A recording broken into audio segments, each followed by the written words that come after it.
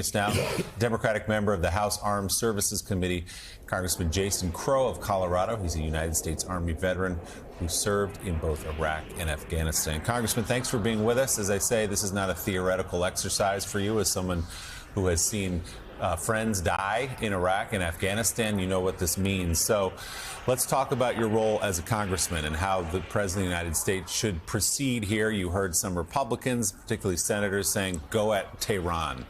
You've heard others say, let's take a measured approach. Let's make sure we go through the right channels here. How do you view this? What is an appropriate response to the attack that killed 3 American service members?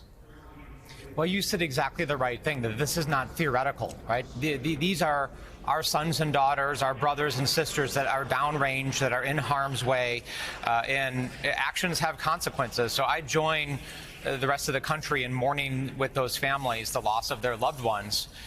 So the next step is we have to respond. The president has been very clear about that.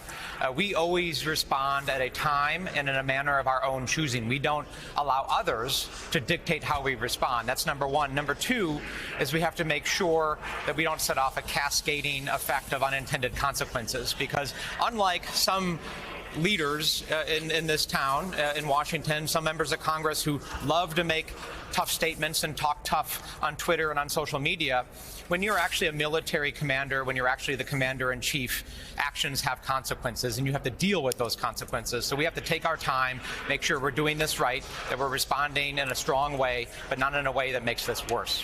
Well, actions have consequences. Inaction, perceived inaction, also has consequences. That's one reason that many believe we have 3 Americans who are dead today, because we have been under attack constantly, and obviously Iran, the Houthi rebels, people who consider us their enemies, have not been deterred. So I understand what you're saying about the need to be measured. At the same time, there is a need to send a message, a very strong message, and stop these attacks against Americans. What do we do? Yeah, there's no doubt about that. I don't disagree with that. But if people think that we have not been doing anything, that there has been inaction, they just are not paying attention to what's happening. We have surged incredible amounts of resources to the Middle East, aircraft carrier battle groups, additional aircraft. We've done a lot to surge resources. I get that, Congressman, but where's the deterrence? What do we do how do we use our weapons? How do we use our ships? How do we use our troops? How do we use them to deter future attacks against Americans? Well, that's exactly the process that we're going through right now. We're looking through all the different scenarios and courses of action. So this is how we do it.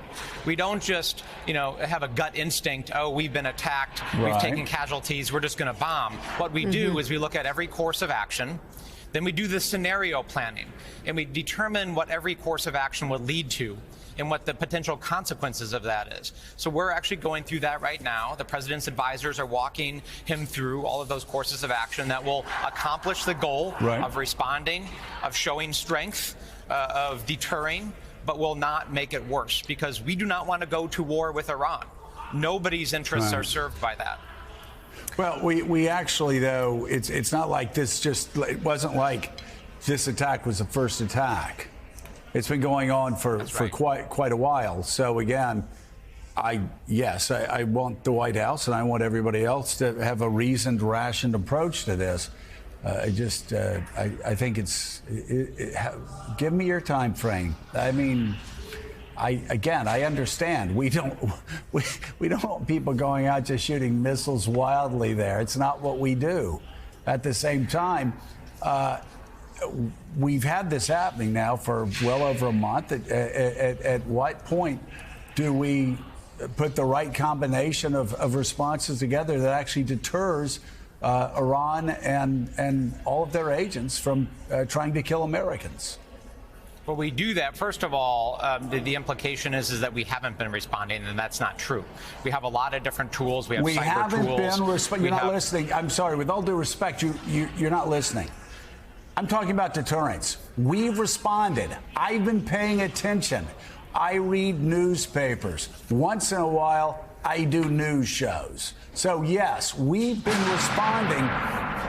but we haven't gotten the deterrence that we need from those responses. So again, my question is, how do we stop 3 more Americans from being killed tonight?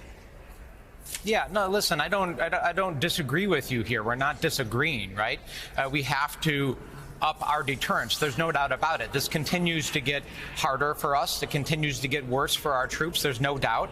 But we have to make sure we're escalating in a way that doesn't make this lose control for us. We don't want to lose control of the situation is what I'm saying. So yes, we have to respond. We have to be strong. We have to be tough, but we can't lose control of the situation. So when are we going to respond? I cannot tell you that right now. I'm not going to sit here today and say we're going to respond at 3 p.m. this afternoon. First of all, I don't know the answer to that, nor should I, because I'm not the commander-in-chief. Right. And secondly, we're not done with that planning process yet. We have to make sure that we're responding in a smart way, because it's very easy for both of us to sit here right now and have a discussion about, we need to be tough, we need to go after them. That's the easy part. The tough part is making this, doing this in the right way and preventing it from getting worse as well. All right, Democratic Congressman Jason Crow of Colorado. Thank you so much for being here, and thank you even more for your service in uniform to this country. We greatly appreciate it. For sure.